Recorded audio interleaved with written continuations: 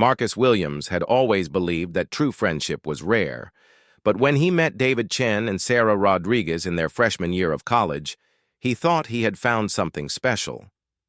The three of them were as different as could be. Marcus came from a working-class family in Detroit, struggling to pay for his engineering degree through part-time jobs and student loans. David was the son of successful immigrants who owned a chain of restaurants, brilliant with numbers and destined for business success. Sarah grew up in a small town, the first in her family to attend university, with dreams of becoming a journalist. Their friendship began in the most ordinary way. They were assigned to the same dormitory floor and ended up in the same study group for calculus. What started as academic necessity soon blossomed into genuine companionship. Marcus was drawn to David's quick wit and generous spirit, while Sarah's determination and honesty impressed them both. They spent countless hours in the library, not just studying, but talking about their dreams, fears, and the futures they wanted to build. By their sophomore year, they had become inseparable. They celebrated each other's successes and provided comfort during failures. When Marcus's father lost his job, David quietly helped with textbook costs without making it feel like charity. When Sarah struggled with homesickness, Marcus would drive her home on weekends, and David would come along to keep them company on the long journey. When David faced pressure from his parents to change his major, both friends stood by his decision to pursue his passion for environmental science instead of business. They made a pact that summer, sitting on the roof of their apartment building under the stars. No matter where life took them, they would always have each other's backs. They would be successful together, support each other's dreams, and never let anything come between their friendship. Sarah even joked that they should start a business together someday, combining Marcus's technical skills, David's business sense, and her communication abilities. The trust between them was absolute. Marcus shared his deepest insecurities about not being smart enough for his demanding program. David confided his struggles with his parents' expectations and his fear of disappointing them. Sarah revealed her anxiety about fitting in and her determination to prove that someone from her background could succeed in journalism. They knew each other's passwords, borrowed each other's cars, and had keys to each other's apartments. Their professors noticed their friendship too. Dr. Peterson, their favorite engineering professor, often used them as an example of how collaboration could enhance individual performance. They had complementary strengths. Marcus was creative and intuitive, David was analytical and methodical, and Sarah was organized and persuasive. Together, they consistently produced the best group projects in their classes. As they approached their senior year, their bond seemed unbreakable. They had weathered academic pressures, family crises, and relationship troubles together. Marcus had never felt more confident about his future, knowing he had two people who truly understood and supported him. David was already making plans for graduate school and had promised to help both friends find opportunities in his father's business network. Sarah was applying for internships at major newspapers and magazines, with glowing recommendation letters from professors who had watched. The three friends excelled together, but even the strongest friendships can be tested by circumstances no one anticipates. As they began their final year of college, none of them could have imagined that the very success they had worked so hard to achieve would become the source of their greatest conflict. The opportunities that lay ahead would force them to make choices that would test every promise they had made to each other on that rooftop 2 years earlier. The foundation of their friendship was solid, built on years of shared experiences and mutual support. Yet foundations, no matter how strong, can crack under enough pressure. And the pressure that was coming would be unlike anything they had faced before, threatening not just their friendship, but everything they had worked so hard to build together. The letter arrived on a Tuesday morning in October, addressed to Marcus Williams, but delivered to the wrong mailbox. Mrs. Chen, David's mother, brought it over when she came to drop off homemade dumplings for the three friends. The envelope bore the logo of Hartwell Industries, one of the most prestigious engineering firms in the country, known for taking on only the most brilliant graduates and offering starting salaries that most engineers could only dream of. Marcus's hands trembled as he opened the letter. He had applied for their competitive graduate fellowship program months ago, never truly believing he had a chance. The program was legendary. It selected only 5 students nationwide each year, providing full tuition for a master's degree at MIT while guaranteeing a position at the company afterward. The starting salary alone was more than his father had ever made in his best year. "I got it," Marcus whispered, reading the letter 3 times before the words fully sank in. "They want me. They actually want me." David and Sarah rushed over, and soon all 3 were jumping around their small apartment, celebrating what felt like a victory for their entire group. This was the kind of opportunity they had all dreamed about, the validation that their hard work was paying off. Sarah immediately started planning a celebration dinner, while David began researching the best areas to live near MIT. But as the initial excitement wore off, an uncomfortable reality began to set in.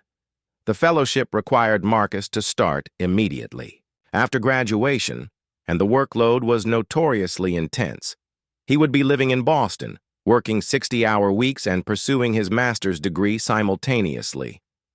There would be little time for anything else, including maintaining friendships with people hundreds of miles away. David was the first to voice what they were all thinking.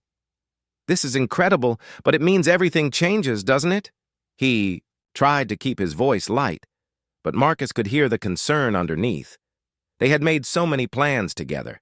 David's father had already offered Marcus a position at their consulting firm, where all 3 friends could work while building their own business on the side. Sarah forced a smile, but Marcus noticed how quickly it faded when she thought no one was looking. She had been counting on Marcus's technical expertise for a documentary project she wanted to produce about environmental issues affecting working-class communities. More than that, she had been looking forward to staying close to her 2 best friends as they all started their careers in the same city. Over the next few weeks, the fellowship offer created a tension that none of them wanted to acknowledge. Marcus found himself lying awake at night, torn between the opportunity of a lifetime and loyalty to his friends. The fellowship would solve all his financial problems and set him up for a career beyond his wildest dreams, but accepting it felt like abandoning the people who had supported him through everything. David began acting differently around Marcus, becoming more distant and formal.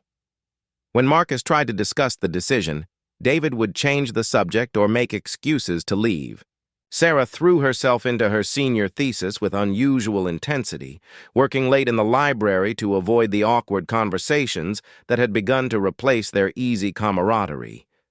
The situation became even more complicated when Marcus learned that David had also applied for the same fellowship. David had never mentioned it, and Marcus only discovered it by accident when he saw a rejection letter in their shared mailbox. The timestamp showed that David's rejection had arrived the same day as Marcus's acceptance. When Marcus confronted David about it, his friend's response was cold and measured. "I didn't think it was relevant," David said, not meeting Marcus's eyes. "You got it, I didn't. Congratulations." But Marcus could see the hurt and jealousy that David was trying to hide. For the first time in their friendship, David's usual generosity had been replaced by something darker. Marcus realized that his success had inadvertently highlighted David's failure, despite David's superior grades and family connections. Sarah tried to mediate between them, but she was dealing with her own feelings of abandonment. The 3 friends who had once shared everything were now keeping secrets and nursing private resentments. Their study sessions became stilted and uncomfortable, their conversations superficial. The easy trust that had defined their relationship was being slowly eroded by unspoken accusations and unexpressed fears. Marcus had 2 weeks left to accept or decline the fellowship. Each day that passed made the decision harder as he watched his closest friendships deteriorate under the weight of an opportunity that should have been purely celebratory. He began to understand that some choices change everything, and there might be no way to move forward without losing something precious in the process. The breaking point came during what should have been a routine evening at their favorite pizza place. Marcus had finally decided to accept the Hartwell Fellowship and wanted to tell his friends in person, hoping they could find a way to celebrate while acknowledging that things would change. He had prepared a speech about how their friendship would survive the distance and how he would help them both succeed once he was established in his career.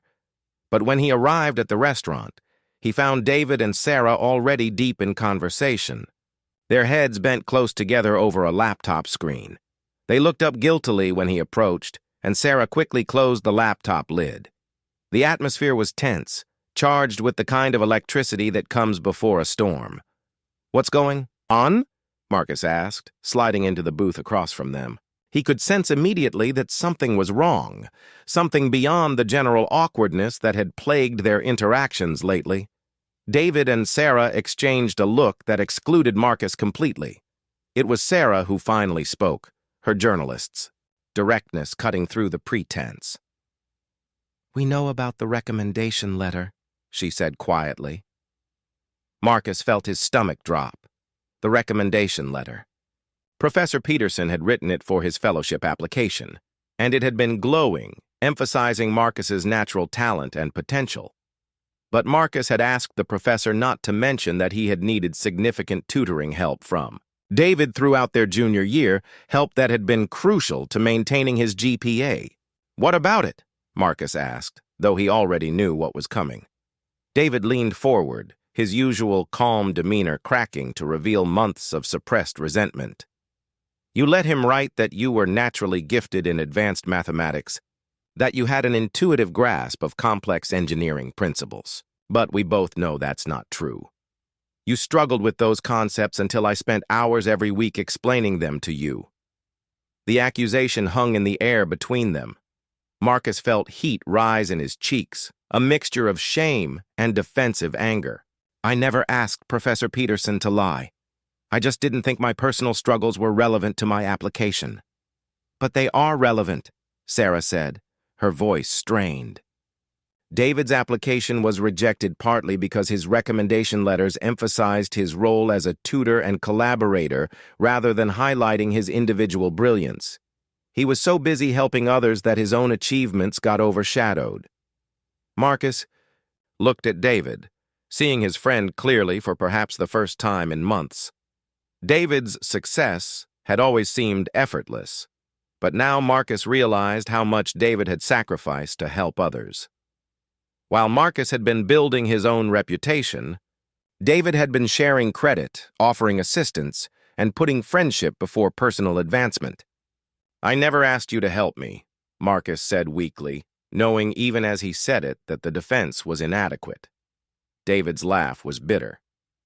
"You never had to ask. That's what friends do, right? That's what we promised each other. But apparently, that loyalty only goes one way." The conversation spiraled from there. Years of small resentments and unspoken expectations came pouring out. Sarah revealed that she had recommended Marcus for a prestigious internship the previous summer, one that she had desperately wanted herself. David admitted that he had turned down other study groups and opportunities to help Marcus, sometimes at the cost of his own networking and advancement. Marcus felt attacked from all sides, his two best friends suddenly appearing as strangers, who had been keeping score of every favor and sacrifice. "So everything you did for me was just an investment?" he asked angrily. "You helped me because you expected something in return?" "We helped you because we cared about you," Sarah shot back. "But caring should go both ways. When did you last sacrifice something for our friendship? When did you ever put our success ahead of your own?" The question hit Marcus like a physical blow because he couldn't answer it. He realized that he had been the recipient of his friend's generosity without ever truly reciprocating. He had been so focused on his own struggles and goals that he had failed to see how his success was built on their support. But instead of acknowledging this truth, Marcus's pride kicked in. "I earned that fellowship," he said defensively. Maybe I had help along the way, but I'm the one who did the work. I'm the one who aced the interviews and wrote the essays. You're just jealous because you didn't get chosen." The words were like acid, dissolving what remained of their friendship's foundation. David stood up abruptly, his face pale with hurt and anger. "You know what, Marcus? You're right. Take the fellowship. Go to Boston. Build your brilliant career. Just don't pretend this was about loyalty or friendship. This was always about Marcus Williams and what Marcus Williams wanted." Sarah gathered her things, her movements sharp with suppressed emotion. "We've been planning to start that documentary project without you anyway," she said, her voice cold. "David's going to handle the technical aspects. Turns out we don't need you as much as we thought we did." They left Marcus sitting alone in the booth, surrounded by the ruins of the most important relationships in his life. The pizza arrived moments later, 3 slices for one person, a perfect metaphor for how completely everything had fallen apart. As he sat in the empty restaurant, Marcus began to understand that he had won his dream opportunity, but lost something infinitely more valuable. The fellowship that had seemed like salvation now felt like a trap, isolating him from the people who had made his success possible. He wondered if individual achievement meant anything at all when it came at the cost of the relationships that had given his life meaning. 6 months after graduation, Marcus was living in a luxury apartment near MIT, funded by his fellowship stipend. His days were filled with cutting-edge research, brilliant colleagues, and opportunities that exceeded even his ambitious dreams. Yet as he sat in his modern kitchen each morning, eating breakfast alone while reviewing technical papers, he couldn't shake the feeling that something essential was missing from his life. He had tried to reach out to David and Sarah several times after their confrontation at the pizza place, but his attempts at reconciliation had been met with polite coldness. Sarah had sent a brief congratulations text when she learned about his acceptance to the fellowship, and David had liked a few of his social media posts, but that was the extent of their communication. The easy intimacy they had once shared was gone, replaced by the kind of formal distance usually reserved for acquaintances. Marcus threw himself into his work with the intensity of someone trying to outrun his own thoughts. His professors praised his dedication, and his research on sustainable energy systems was already attracting attention from major corporations. He published his first academic paper ahead of schedule and was invited to present at conferences typically reserved for senior graduate students.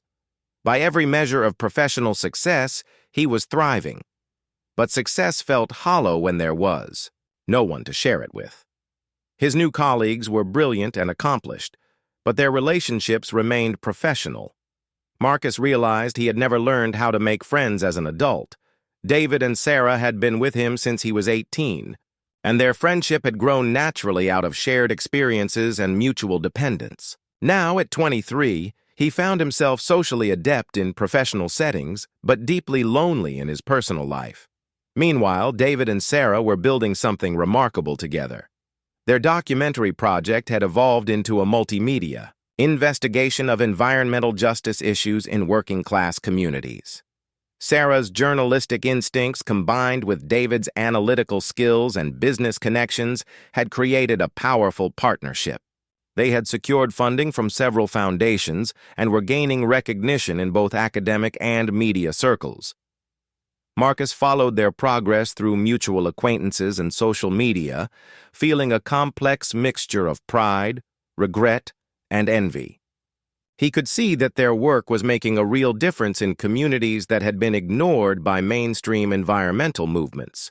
They were exactly the kind of team he had once imagined they would all become together, but now he was watching their success from the outside. What Marcus didn't know was that David and Sarah's partnership had been built partially on their shared sense of betrayal by him. They had bonded over their feeling of being abandoned, and their collaboration carried an underlying current of proving they could succeed without Marcus's help.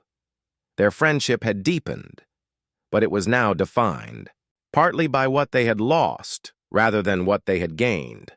The truth was more complicated than any of them understood. David had been accepted to a graduate program at Stanford, but he had turned it down to work on the documentary project with Sarah.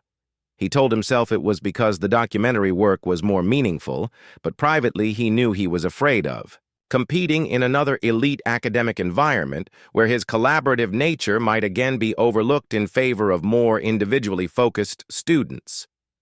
Sarah had received multiple job offers from major news organizations, including her dream position at a national magazine. She had declined them all to focus on independent journalism, claiming it was more aligned with her values.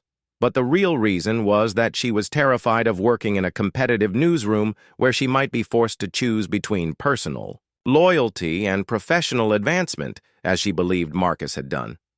Both of them were haunted by the question of whether they were making choices based on genuine convictions or simply running away from situations that reminded them of their painful falling out with Marcus.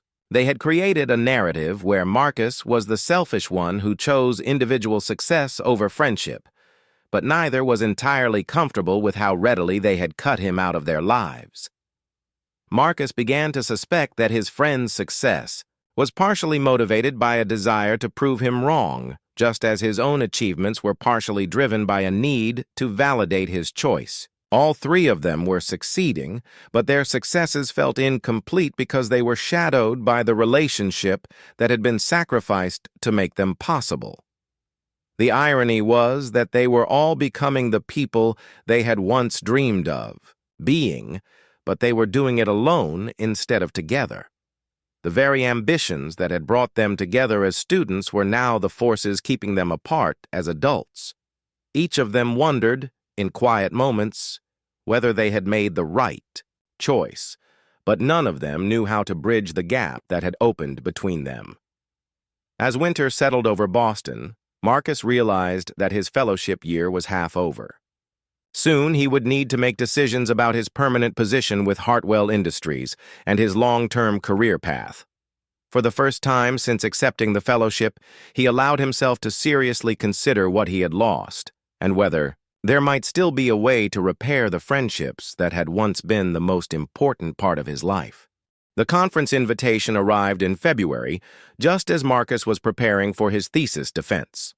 The International Symposium on Sustainable Technology and Social Justice was being held in Chicago, and Marcus had been invited to present his research on affordable renewable energy solutions for low-income communities. He almost declined, his schedule packed with fellowship obligations, but something about the conference theme resonated with work he had been developing in his spare time. It wasn't until he was reviewing the conference program that he saw their names, Sarah Rodriguez and David Chen, listed as keynote presenters for a session on community-centered environmental reporting. His heart stopped as he read the description of their documentary series, which had apparently won several awards and was being adapted for national television.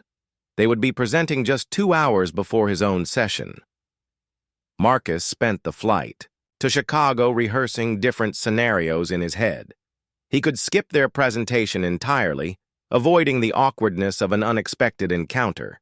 He could attend but slip out before they noticed him, or he could approach them afterward, though he had no idea what he would say after months of silence.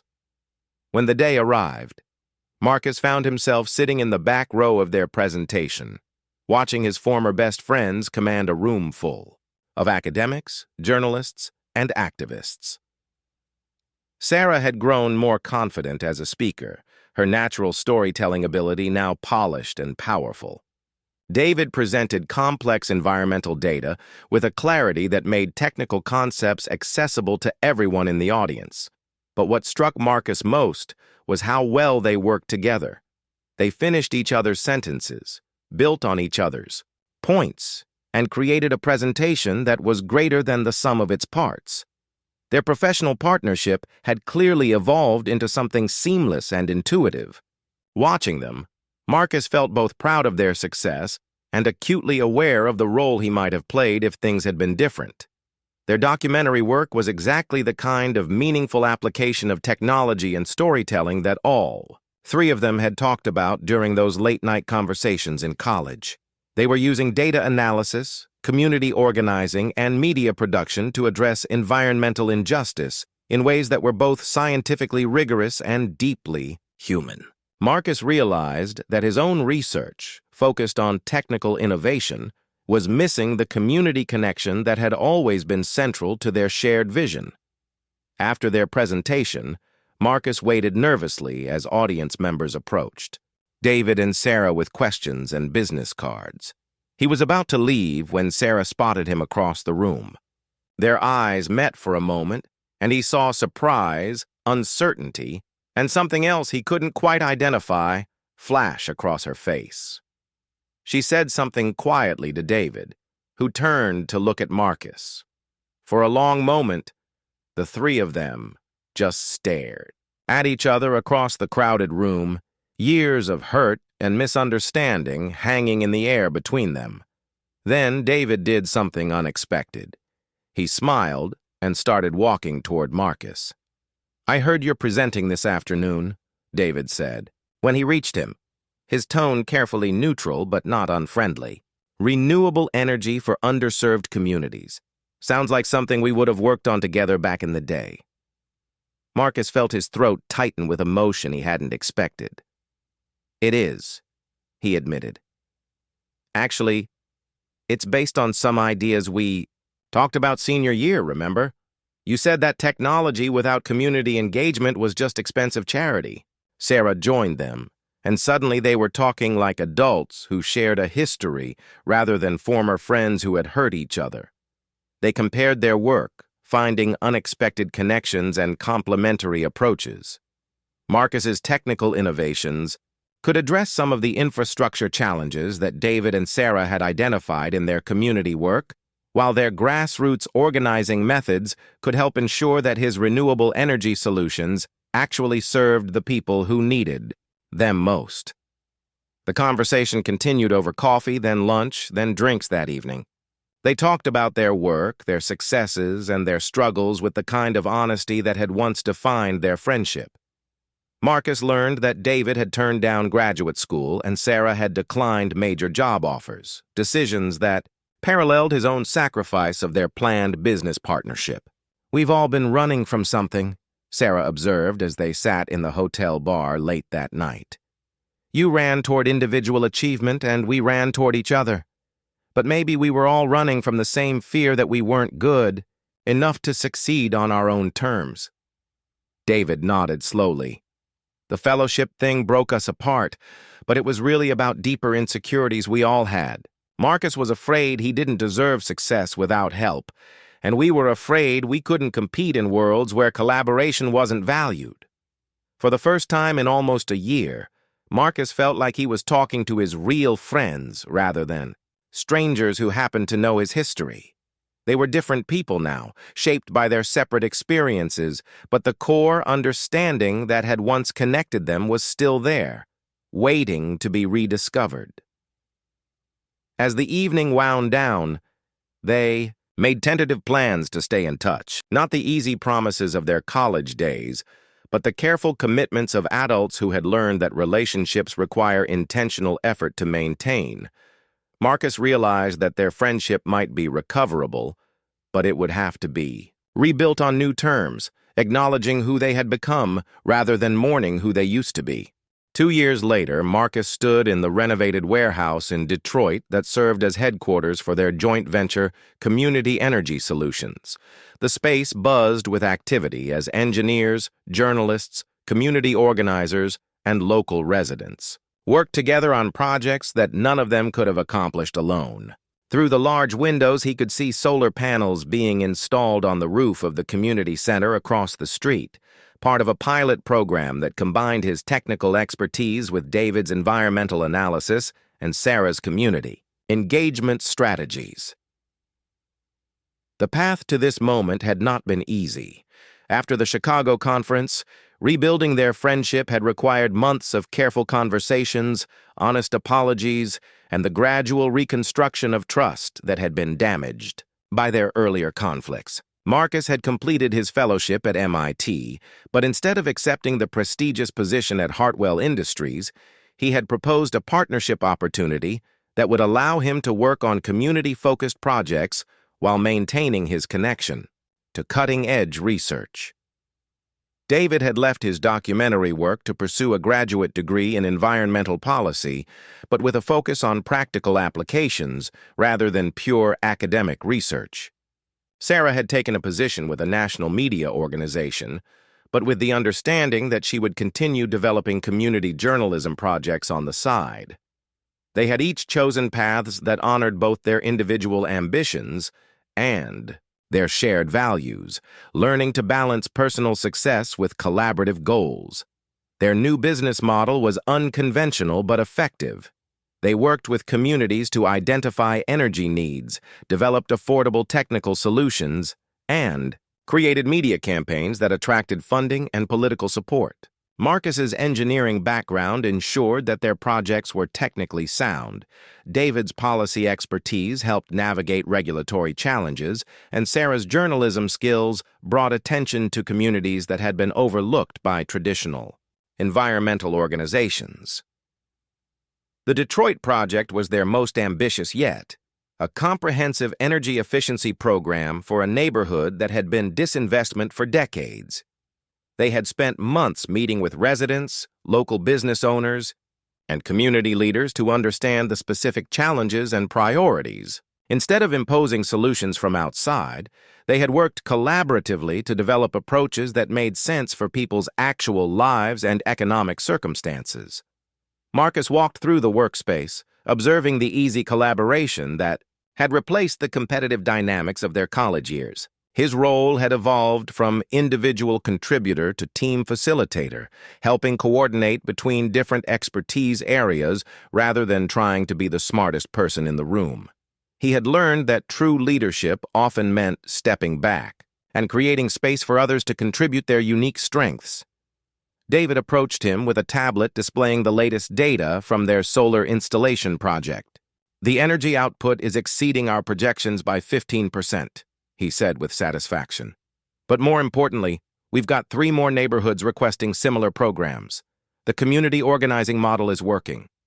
Sarah joined them, fresh from a meeting with the documentary crew that was filming their work for a series about innovative approaches to environmental justice. "The mayor's office wants to expand the program citywide," she reported.